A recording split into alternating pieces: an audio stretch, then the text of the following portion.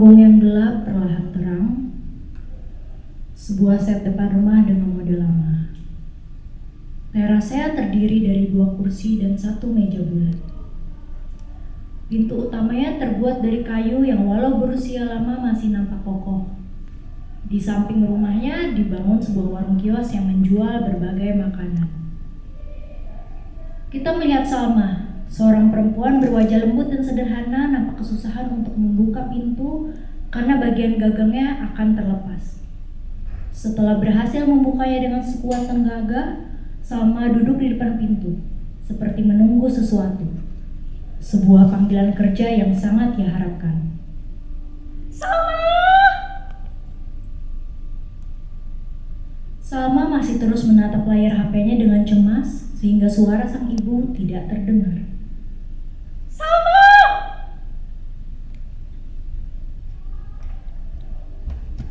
Salma! Kebiasaan!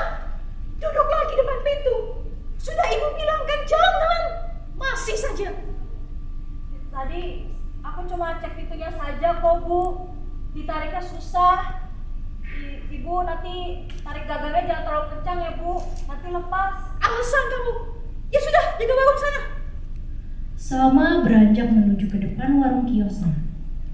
Sementara itu, Ibu Fatmawati mulai menyapu depan teras. Sudah dari kecil dibilangin itu nggak baik. Sudah sejak aku masih remaja. Bahkan nenekku suka bilang, kalau duduk di depan pintu tidak boleh. Itu kan cuma mitos Bu. Omongan orang zaman dulu. Ada maksudnya kenapa itu jadi omongan turun-temurun yang terus dipercaya. Ya karena terbukti benar. Kamu juga protes terus. Mungkin itu penyebab kamu seret jodoh, Salma. Pantangan-pantangan seperti ini yang harusnya kamu jauhi. Aku kan ingin cari pria yang terbaik. Apa hubungan dengan pintu sih Bu? Allah, bagaimana bisa dapat kalau semua lelaki yang datang ke sini kamu tolak? Ya karena tidak ada yang terbaik. Ada yang sudah punya istri 3, ada yang tukang main perempuan, ada yang tukang gombal pada hutangnya banyak di sini. Emangnya Ibu mau aku menikahi pria seperti itu? Kemarin si Rino menurutku cukup baik untukmu. Ampun Bu, dia masih 18 tahun. Ibu tega menikahkanku dengan remaja tanggung begitu. Ya sudah. Kalau si Daya, kalian kan seumuran dan sama-sama belum menikah. Waktu acara minggu lalu di rumah Bu Roga, kalian juga sudah tukeran nomor kan? Dia kayaknya ngebet sama kamu. Kelanjutannya bagaimana? Salma melengos, tidak menjawab pertanyaan ibunya. Malah merapikan bagian obat di warung. Ibu Fatmawati melihat ke arah letak jajanan di warung kios yang sedang ditata Salma. Itu obat-obat jangan ditaruh di situ. Taruh di sisi kiri. Terus ingat, itu roti, obat, telur harus tahu cek batas kadaluarsanya ya. Sudah Bu. Salma kembali menatap ke layar HP-nya. Ibu Fatmawati mulai mengamati Salma yang terlihat menunggu sesuatu. Kenapa? Sejak tadi ibu lihat, kamu lihat-lihat HP terus. Tidak Bu, tidak. Oh ya, laptopmu sudah dikembalikan Rizky? Belum. Anak itu. Jangan keseringan dipinjam deh. Laptopmu paling dia pakai buat main TikTok. Apalah itu? TikTok Bu. Sudahlah, biarkan saja. Sekarang dia suka nulis-nulis puisi pakai laptop itu. Puisinya bagus. Aku rasa dia ada bakatnya. Mungkin pengen jadi penulis seperti kamu. Padahal kamu saja sudah gak nulis lagi. Ia gak tahu, pekerjaan macam itu kan cuma jadi hobi. Salma terlihat ingin mendebat ucapan terakhir ibunya, tapi ia memutuskan untuk diam. Salma tahu ibunya tidak akan mengerti betapa berartinya pekerjaan menulis bagi Salma. Mendadak HP Salma berdering. Itulah telepon yang ditunggu-tunggu. Telepon dari sang HRD perusahaan. Sambil berbisik-bisik, Salma akhirnya mengangkatnya. Maaf Pak,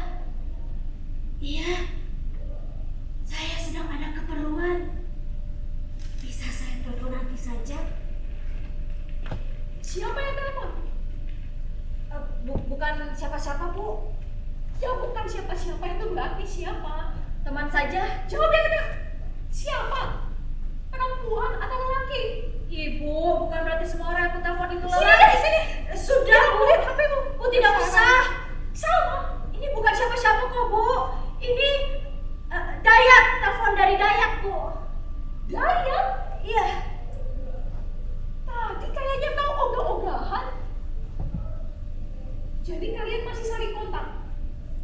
Iya, cuma teman, Bu. Teman biasa.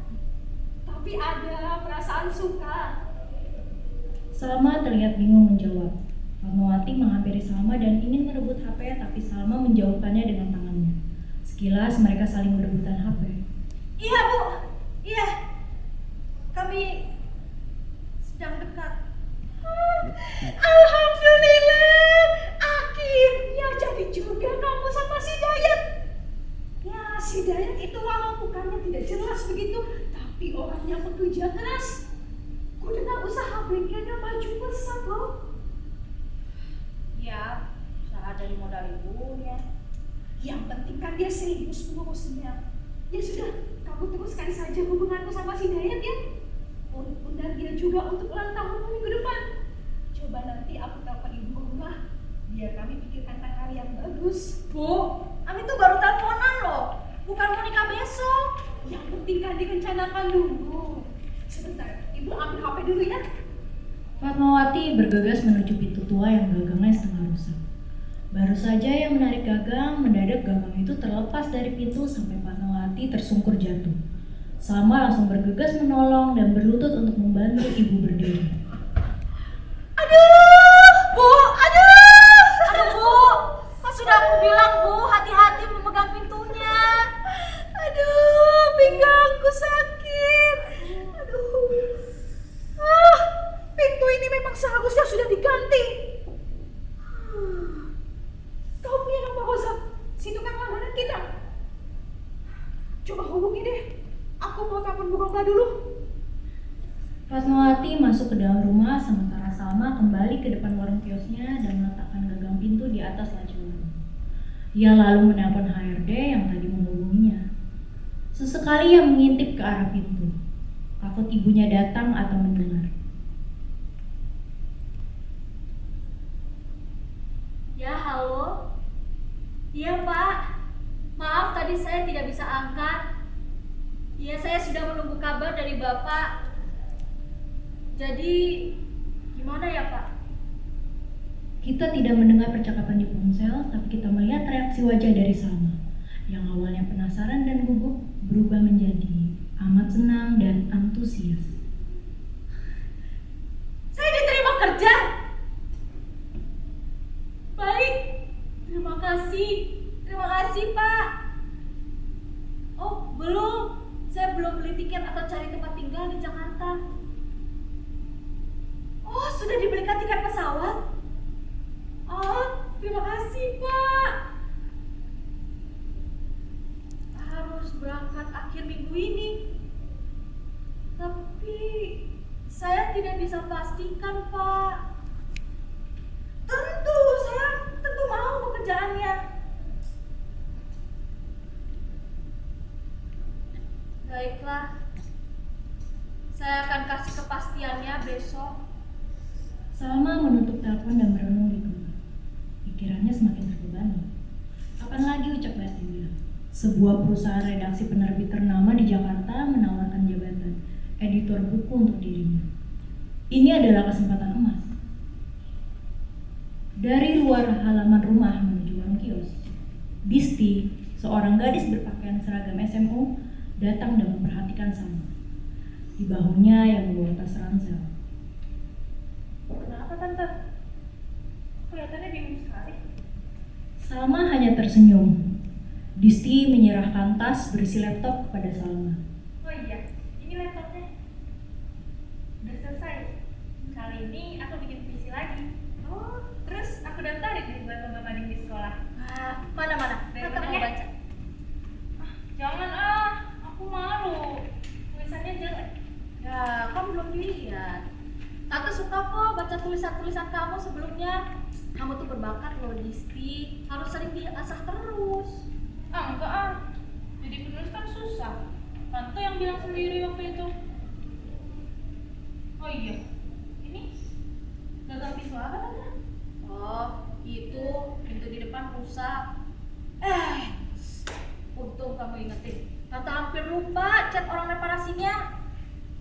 Salma lalu mengambil HP-nya untuk mengirim chat. Disti masih terdiam. Salma memperhatikan Disti yang nampak sedang memikirkan sesuatu.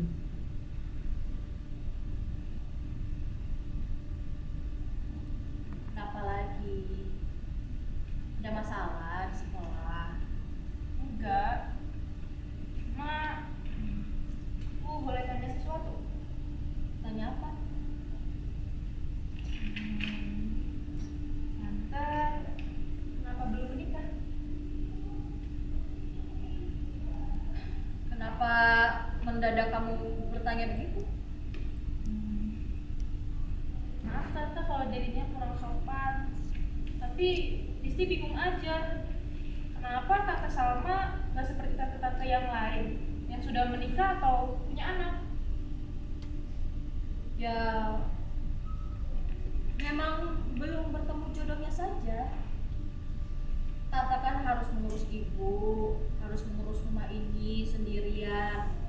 Belum lagi usaha warung. Semua itu sudah cukup berat. Beberapa tahun ini Tante sudah jarang menulis atau bekerja lagi membuat cerita. Apalagi memikirkan lelaki. Tapi aku dengar dari Bude banyak kok yang deketin tante. Belum ada yang cocok. Kok bisa?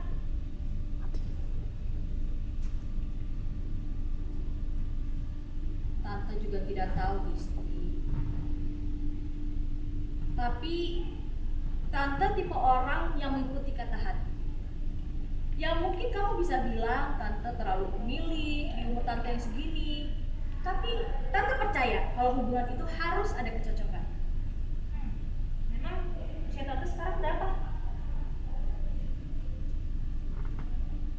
Minggu depan 40. Oh, nggak telat tante. Salma terlihat berat menjawab pertanyaan itu. Semoga tidak. Memangnya kenapa sih, Disti?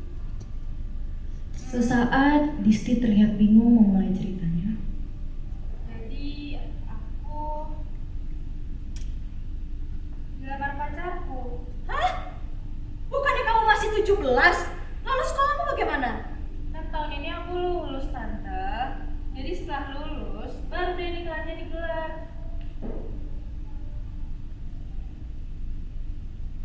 Kamu nggak hamil kan? Tante, Maaf. itu keputusanku sendiri. Dan papa mama juga sudah setuju asalkan aku lulus dulu. Tapi apa kamu sudah pikirkan matang-matang? Sudah kok. Dan pacarku juga punya maksud yang baik. Kami gak ingin nanti malah terjerumus ke hubungan yang salah. Jadi lebih baik diresmikan. Disti, kamu tuh masih muda. Kamu tidak mau menikmati masa mudamu dulu. Pergi kuliah, jalan-jalan, melihat dunia, coba hal baru. Kamu bisa kembangkan karir menulismu loh. Aku kan bisa melakukan itu sambil menikah tante. Lagi pula aku capek. Di sekolah ngerjain PR, ujian, terus les. Kalau ada pasangannya kan bebannya jadi berkurang. Terus kalau sama-sama kan jadi lebih senang. Oh, dasar bocil. Kamu kira nikah tuh bikin semua masalah selesai? Kamu akan hidup dengan orangnya sama bertahun-tahun loh. Apa kamu sudah pikirkan, Disti? Menikah itu nggak kayak pacaran. Kalau pacaran, kalian mau putus juga tidak ada yang dikorbankan. Menikah kan beda lagi. Omongan tante udah kayak yang tahu aja rasanya nikah. Tante, maaf aku nggak sengaja. Gak apa-apa. Ya, mau bagaimanapun itu kan keputusan kamu, Disti. Tante cuma bisa bilang, coba pikirkan baik-baik. Emangnya tante nggak pernah terbayang anaknya bangun di samping suami rumah yang bagus, ngurus anak, makan bersama-sama, buatkan bekal dan ngantar suami kerja. Kehidupan seperti selebgram-selebgram itu loh. Udah kan Tante? Ucapan Disti memancarkan gambaran imajinasi itu. Rumah dengan bangunan baru dan bagus, suara anak-anak bermain, gambar makanan beserta suara denting piring dan sendok, juga siluet pasangan yang terlihat mesra. Salma terlarut dalam lamunan yang diucapkan Disti. Tapi pada akhirnya itu malah membuatnya merasa sedih dan gelisah. Tante, aku pergi dulu ya. Sekali lagi maafin aku nggak bermaksud. Gak apa-apa. Tante doakan yang terbaik ya Disti. Disti pergi keluar halaman rumah. Tidak lama kemudian, seorang laki-laki dengan perawakan cuek muncul dengan membawa tas. Lelaki itu adalah Jody, sang tukang reparasi yang berjalan santai sambil mengisap rokok. Salma nampak bingung dengan tingkah lelaki yang nampak semaunya itu, sampai kemudian sang lelaki membuang puntung rokok tepat di hadapan Salma. Mas! Dari pintu. Ya pas sopan bawa puntung rokok di depan muka aku, ngotor-ngotorin halaman orang lagi. Maaf, nggak sengaja. Refleks. Jadi, pintu mana yang mau ditutupkan? Aku janjian dengan Pak Rozak. Aku Jody, ponakannya.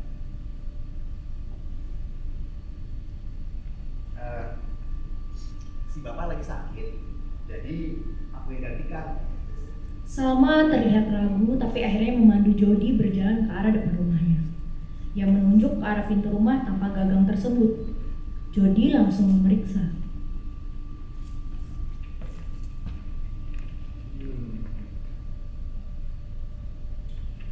Wah.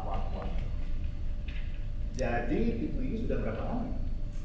Sebentar lagi 40 tahun. Pasti sudah banyak sekali ceritanya. Iya. Pintu ini dibuat sendiri oleh bapakku tepat di hari kelahiranku.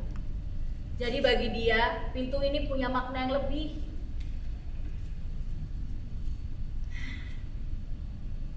Sayang, ibuku minta pintunya semua diganti saja. Jangan.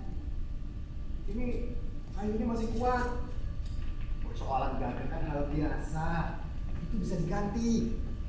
Hanya karena kelihatannya model lama, bukan berarti sudah lapuk. Iya, aku juga bilang gitu.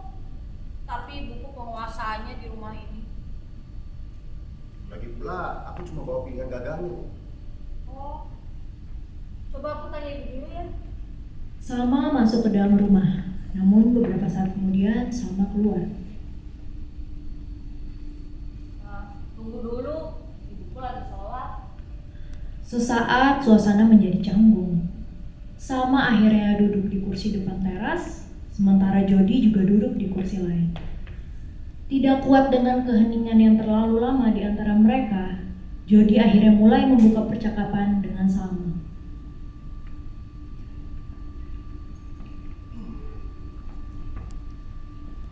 Warna pintumu ini persis dengan warna pintu rumahku saat kecil di Jakarta. Bapakku pakai kayu yang dicat merah seperti ini. Oh, kau asalnya dari Jakarta? Iya, dari lahir sampai umur 15 tahun. Setelah itu orang tuaku meninggal. Jadi aku pindah-pindah kota ikut Pak Rozak kerja. Dia pernah jadi tukang leder, aku ikut bantu jadi tukang leder. Dia jadi tukang bangunan, aku juga ikut. Sampai sekarang dia buka usaha reparasi di depan. Dan jujur, ini yang paling kusuka dari semua pekerjaan lain. Memang apa yang menarik jadi tukang reparasi? Oh, tentu berbeda. Mungkin bagi orang ini pekerjaan yang kecil, cuma ganti pintu atau pasang jendela. Tapi tanpa aku, rumah orang tidak akan jadi sempurna. Dan tahu nggak apa yang paling kusuka? Apa? melihat sejarah rumah dari pintu atau jendela yang dipasang. Mataku bisa membedakan mana yang puluhan tahun baru dipasang atau yang sudah tidak ada harapan lagi, jadi harus diganti. Aku juga bisa menganalisa pasangan atau keluarga seperti apa yang tinggal. Ya, semua bisa terlihat dari bangunan rumahnya.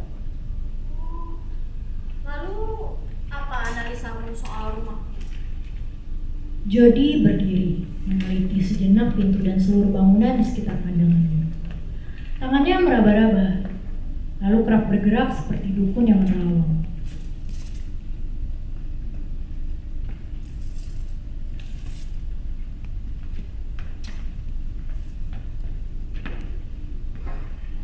Rumah ini sebenarnya masih sangat bagus, tapi saya tidak terlalu diperhatikan. Padahal ada banyak bagian yang bisa kamu tata atau juga ulang. Ya, mungkin kamu sibuk sampai tidak sempat menata rumah ini. Atau kemungkinan lain, kamu sudah bosan dengan rumahmu dan sedang mencari tempat lain. Salma termenung mendengarkan ucapan Jody. Nah, jadi soto ya. Ucapanmu semuanya benar. Aku tidak berniat untuk menghias apapun di rumah ini. Semua aku biarkan tetap sama saja. Kursi tempat aku duduk ini dulu tempat bapakku minum kopi setiap sore. Semua warna cat dari aku lahir ya begitu-begitu saja. Sampai terkelupas pun tidak pernah kuganti. Lalu biasanya aku duduk di sana sejak kecil. Lampu panggung menggelap dan sorotnya hanya menyinari bagian depan pintu. Biasanya bersama bapakku, kami sering mengobrol banyak hal di sana. Lalu sampai sekarang aku tetap suka kebiasaan itu. Sepertinya aku tidak mau mengubah banyak hal sejak bapak pergi. Memang bapakmu pergi kemana? Sudah meninggal dunia. Nah, Ya papa. Oh ya, kapan terakhir kali balik ke Jakarta?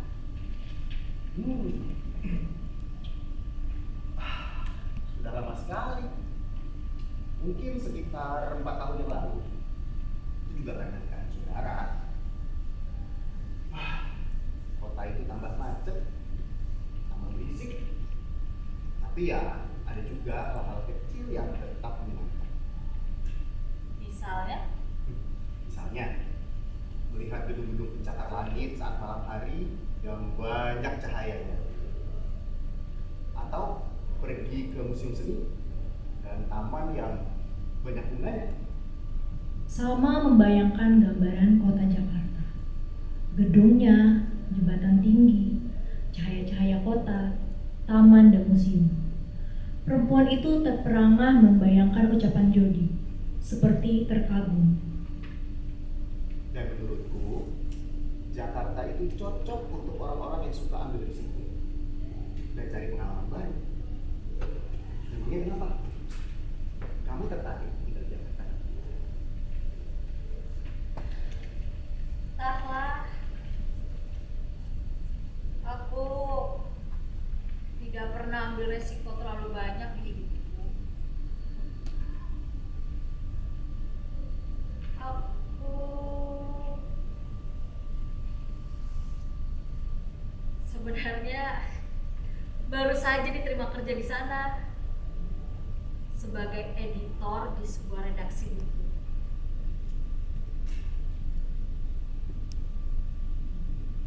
Tapi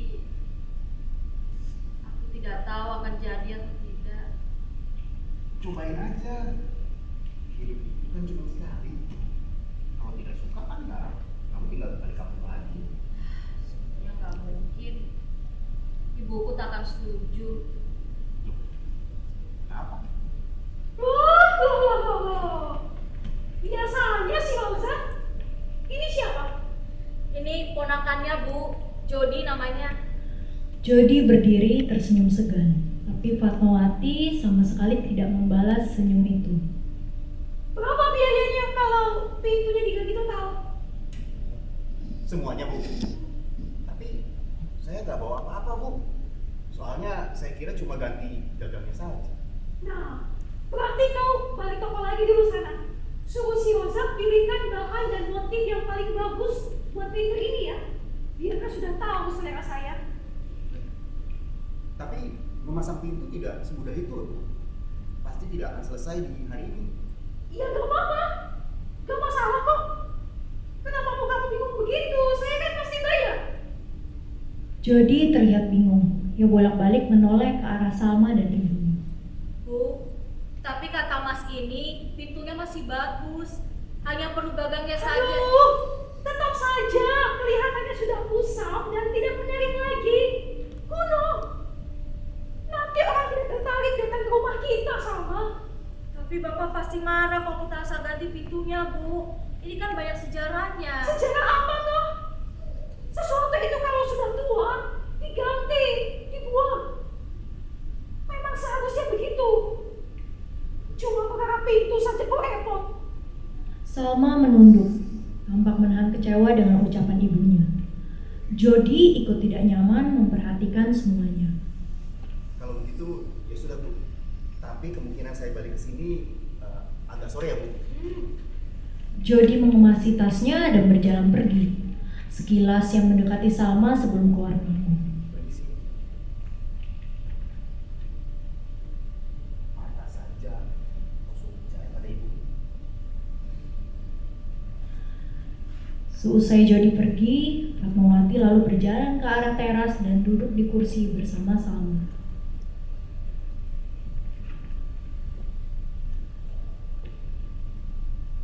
Oh iya, tadi aku teleponan loh sama Bu Roma. Dia nanti sehabis maghrib akan kesini sama si Dayat. Buat apa, Bu? Ya mereka mau bertamu saja. Sekalian kami membahas hubungan kalian. Si Dayat katanya senang sekali bisa diajak ke sini. Jadi mending sekarang kau mandi, lalu dandan buat menyambut mereka nanti. Salma terlihat semakin gelisah. Kebohongannya mulai membesar kemana-mana. Bu, aku ingin jujur. Apalagi toh? Jangan bilang kau tiba-tiba berubah pikiran ya sama. Tapi Bu, ini terlalu dini. Apakah tidak sebaiknya? Nah kan, selalu saja hubunganmu dengan lelaki-lelaki yang kujodohkan yang tidak ada yang jadi karena begini. Sudah, ibu tidak mau dengar lagi. Pokoknya kamu harus siap-siap. Apa susahnya sih cuma bertemu? Fatmawati mengomel sembari masuk ke dalam rumah. Salma masih terdiam, wajahnya penuh dengan keresahan. Lalu lampu panggung berubah gelap. Kini matahari sudah terbenam. Pemandangan berubah gelap dan lampu-lampu rumah sudah dinyalakan. Terdengar bunyi jangkrik samar-samar. Salma kini ada di depan warungnya, bersiap menutup warung tersebut. Dari luar, seorang perempuan berdaster menggendong bayi sambil berlari kecil. Ia memanggil-manggil. Salma, tunggu sebentar. Asih, kenapa malam-malam? Asih menunduk. Wajahnya nampak kebingungan untuk memulai percakapan. Kenapa Asih? Bilang saja. Dia demam, Sal. Dia nangis terus. Ya ampun, badannya panas. Deden sudah dibawa ke rumah sakit. Aku tidak ada biayanya. Kamu harus segera bawa. Tunggu sebentar. Salma mengeluarkan 3 helai uang 100 ribuan dari kantongnya. Ia menyerahkan ke Asih. Ini buat biaya periksa ke dokter. Terima kasih kasih, Sal. Kamu butuh apa lagi? Makanan? Susu buat Deden? Anak-anakmu yang lain gimana? Sehat kan? Asih mengangguk ragu. Salma dengan cepat membungkus kotak susu, beberapa bungkus mie instan, dan makanan lain yang bisa dia berikan ke Asih. Maaf ya, Sal. Aku merepotkan lagi. Lain kali akan aku ganti. Tidak usah. Yang penting sekarang cepat-cepat kamu dan Herman bawa Deden ke rumah sakit. Aku khawatir sama dia. Asih menunduk, nampak terbebani satu masalah yang ingin dia ceritakan. Kenapa? Kamu dan Herman bertengkar lagi. Dia masih belum dapat kerja ya?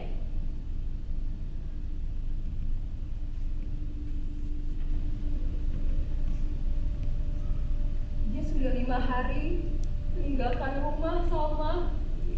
Kemana dia? Entah, tidak ada surat atau keterangan apa-apa. Tapi baju-bajunya hilang dari lemari. Chat aku juga tidak pernah dibalasnya. Sabar ya Asih. Yang kamu bilang dulu benar, Sal. Harusnya aku selesaikan sekolah dulu. Setidaknya sampai sarjana. Sekarang, apa yang mau pekerjakan aku? Tidak ada pengalaman begini. Umur segini, cari uang susah.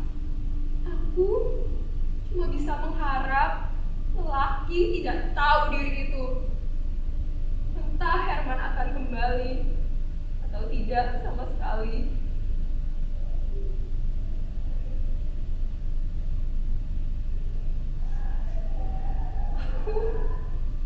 Aku capek, Salma. Dia suruh aku menanggung semuanya sendiri.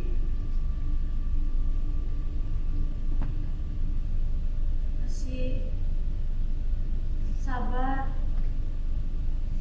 Tuhan pasti akan menguatkan kamu. Yang paling penting sekarang, Deden kamu bawa periksa ya. Terima kasih ya, Salma. Salma mengamati kepergian Asih sembari merenung. Ia menyadari bahwa begitu banyak pilihan kehidupan yang berbeda di sekelilingnya dan tidak pernah ada pilihan yang mudah. Seusai menutup warung, Salma berjalan menuju ke depan rumah. Entah kenapa pandangannya tertuju pada depan pintu. Ia menyentuh pintu, kemudian duduk di depannya sambil merenung. Lampu berubah remang-remang menguning diiringi musik pengantar tidur yang membawa nostalgia ke masa kecil Salma.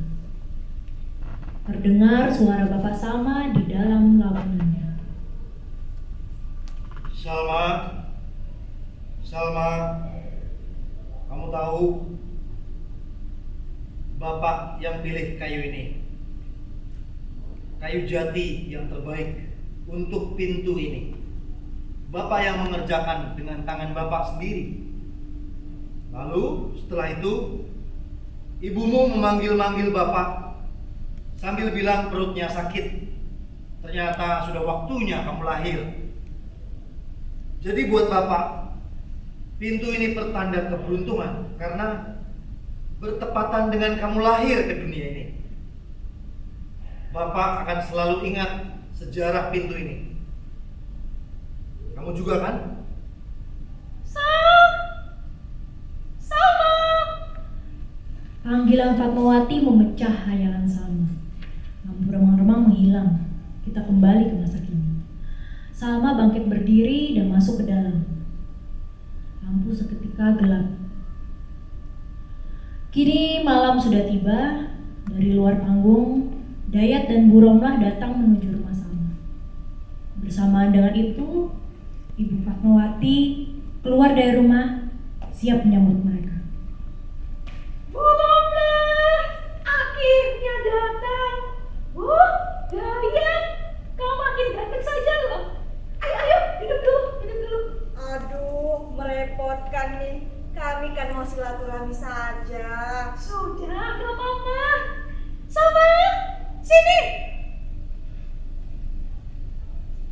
Wah, makin cantik saja ya Salma.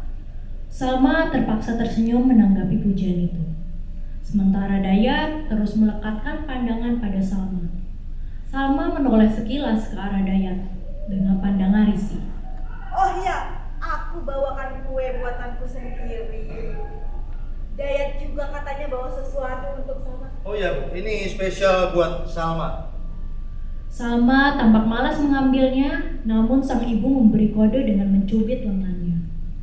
Salma membuka hadiah dari Dayat, sebuah tas dengan model bermerek, tapi nampak seperti produk imitasi. Wah, terima kasih ya Dayat. Bagus sekali loh ini. Louis Vuitton. Bukan Bu, itu dibacanya Louis Vuitton. Itu merek mahal, nomor 1. Mahal tapi kok pesannya pasti biasa. Bercanda aja kamu Salma. Maksudnya ini bagus kan? Biasa aja Bu, gak yang lebih bagus model. Salma, Suasana jadi tidak enak. Bu Romlah dan Dayat saling memandang. Oh iya Bu, Bu Fatma mau bantu aku potong kue di dapur biar Dayat dan Salma punya ada waktu untuk berbicara. oke. Jangan macem-macem ya. Bu Romlah dan Bu Fatma berjalan masuk ke dalam rumah. Dayat berdehem sambil tersenyum memandangi Salma.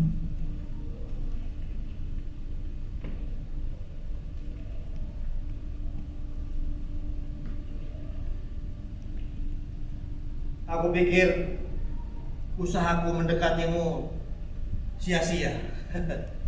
Ternyata ada hasilnya juga. Kata ibumu, kamu sering sebut-sebut namaku ya? Kamu kangen sama aku? Salma hanya diam. Wajahnya nampak memperlihatkan rasa tidak suka. Benci sama cinta itu beda tipis.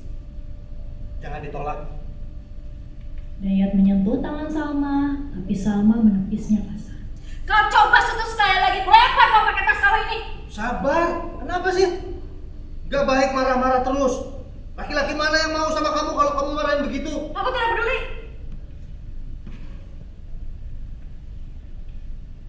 Sudahlah, turunkan standarmu itu. Apa sih yang kamu cari? Laki-laki sempurna? Mana ada? Di kampung ini mungkin cuma aku yang mau sama kamu. Laki-laki lain ya pasti cari yang lebih muda, lebih cantik, lebih menarik. Kamu tuh seharusnya bersyukur. Aku masih mau sama kamu. Turuti saja keinginan ibu kita. Apa susahnya? Mereka cuma mau kita berkeluarga. Iya, bahagia. tapi aku yang tidak mau. Ibumu pasti kecewa. Dia mengharap banyak dari anak satu-satunya. Kamu. Aku sudah jauh-jauh kemari. Bagaimana? Beberapa kali sih aku bilang, aku tidak mau. Bukan kau orangnya Dayat. Cewek ribet. Pantesan kamu gak laku-laku. Jaga cara kamu ya. Salma, jangan kurang aja. Aku kurang ajar. Dia yang kurang ajar. Bu, tolong anak ibu dididik supaya tahu sopan santun. Aku tidak akan mau menikahi laki brengsek seperti dia. Loh Salma, kami baru datang dan hanya ingin bertamu. Kenapa ini? Dayat, Tanya saja dia, Bu. Labil. Bu Fatma, maksudnya apa ini? Aku bingung. Bukannya kata ibu mereka saling dekat. Kami tidak pernah dekat. Salma, tapi kau bilang sudah dekat sama Dayat. Yang pagi tadi kalian telepon-teleponan. Aku berbohong, Bu. Bukan Dayat yang aku telepon. Kami tidak pernah chat-chatan sama sekali. Tidak sudi aku balas chat dia. Fatmawati terlihat bingung bereaksi. Ia nampak malu pada Bu Romlah. Bu Romlah sendiri berusaha menahan emosi. Jadi maksudnya bagaimana ini Bu Fatma? Salma sedang tidak mood saja kok Bu. Ini juga bukan salah Dayat. Ini salah Dayat, Bu. Dia tidak bisa jaga ucapannya. Sepertinya kalian punya masalah sendiri. Perlakuan Salma ke Dayat juga sudah menunjukkan bahwa mereka tidak cocok. Ayo nak, kita pulang saja. Ayo, Bu. Bu, saya tidak bermaksud, Bu. Maaf ya, Bu. Bu Romla bersama Dayat berjalan pergi keluar. Fatmawati berusaha menahan, tapi Bu Romla tidak peduli. Suasana kini hening. Fatmawati menatap kesal ke arah Salma.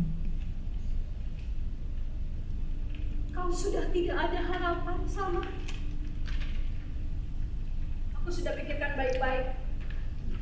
Dan menurutku, aku tidak salah sama sekali.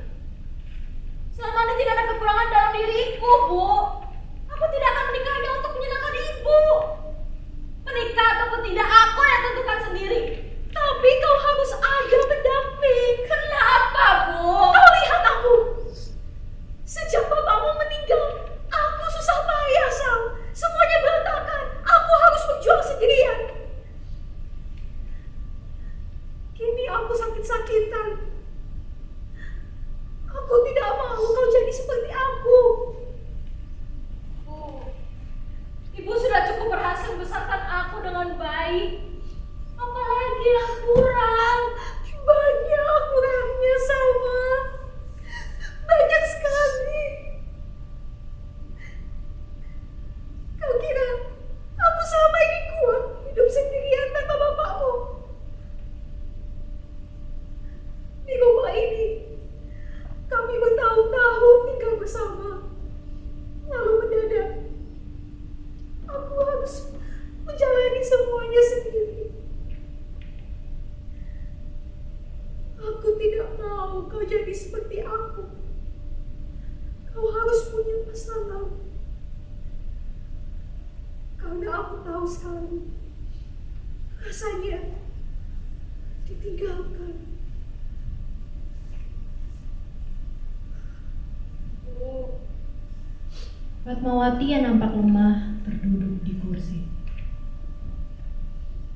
Bu, biarkan Bapak pergi dengan tenang. Aku cuma ingin kau bahagia, Salma. Selama ini aku sudah bahagia bersama Ibu. Aku sudah merasa cukup. Baiklah, aku akan jelaskan semuanya sekarang. Aku dapat pekerjaan di Jakarta. Telepon itu yang aku dapatkan pagi ini. Dayat hanya kebohongan yang kurangkai karena aku tak siap menjelaskannya kepada Ibu. Kau akan pergi meninggalkanku sendirian di sini. Bu, selama hidupku, aku sudah merawat Ibu, merawat rumah ini, dan aku tidak pernah menyesali itu. Aku sayang sama Ibu, tapi aku cuma minta satu hal, Bu. Tolong bebaskan aku sekarang. Biarkan aku memilih jalanku sendiri kali ini. Salma janji tidak akan meninggalkan Ibu. Kita akan pikirkan baik-baik tentang rumah, tentang warung, tentang Ibu. Tapi kalau Ibu mau belajar untuk menerima keputusanku, Bu, aku sangat berterima kasih. Fatmawati terdiam. Sesaat ia tersadar bahwa bukan salah Salma untuk mencari kebebasannya. Walau ia juga tidak siap harus ditinggalkan di usia yang sudah menua. Tidak tahu harus berkata apa, ibu tua itu akhirnya berdiri dan menuju ke dalam rumah, meninggalkan Salma.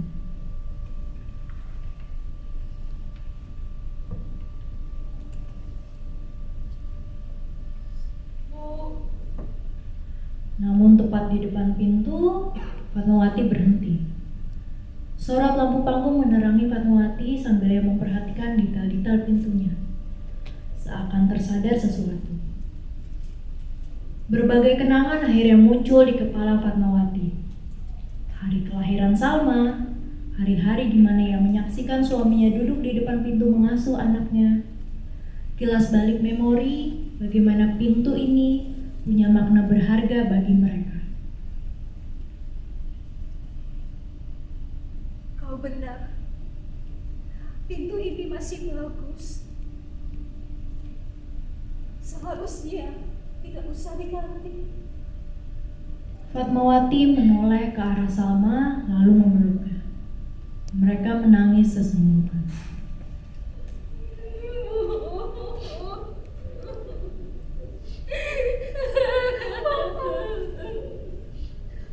Maafkan ibu, Salma.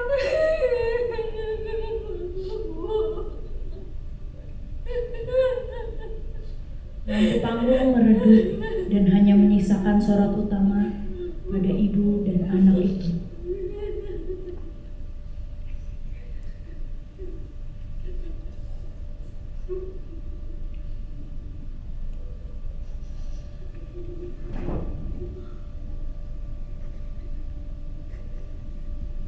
Kini suara jangkrik semakin bertambah nyaring.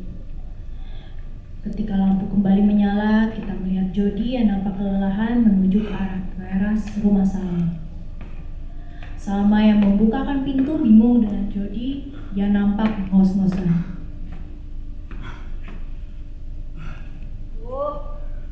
Malam sekali sih. Ada kejadian apa? Gila. Gila banget. Angkotnya mogok. Terus tasku pakai ketinggalan. Jadi aku harus kejar-kejaran sama angkotnya. Mana angkosku habis. Jadinya ya aku jalan kaki ke rumahmu. Ya ampun. Tunggu sebentar ya. Aku ambilkan minum. Salma kembali ke dalam rumah sementara Jody masih mengatur nafasnya dan terduduk di depan pintu. Salma kembali dengan membawa segelas air putih. Jody langsung meminumnya sampai habis. Sambil Salma mengamati Jody yang terduduk.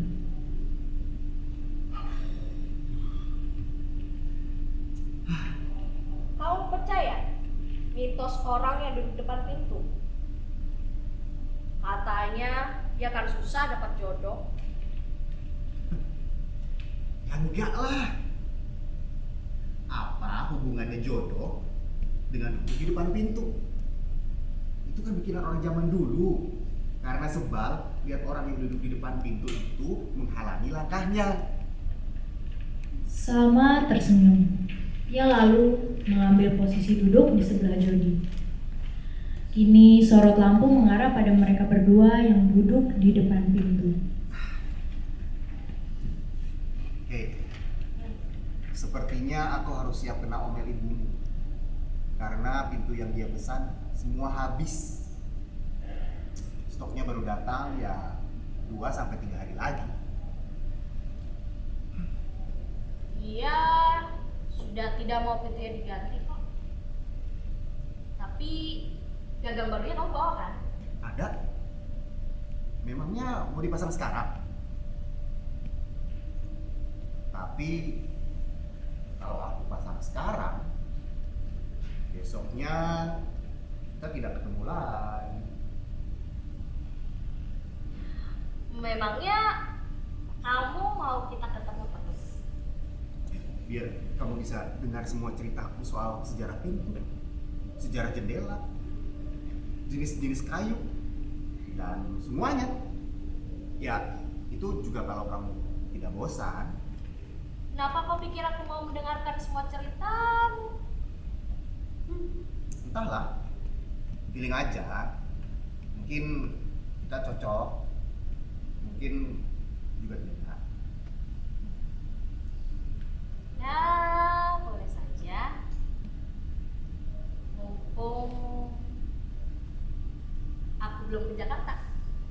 Oh, jadi kalau begitu kita beneran harus saling dekat. bisa memberimu banyak saran soal bertahan hidup di Jakarta. Boleh juga. Jadi bagaimana? Mau aku pasang gagangnya sekarang atau nanti saja? Terserah. Sekarang kamu punya waktu.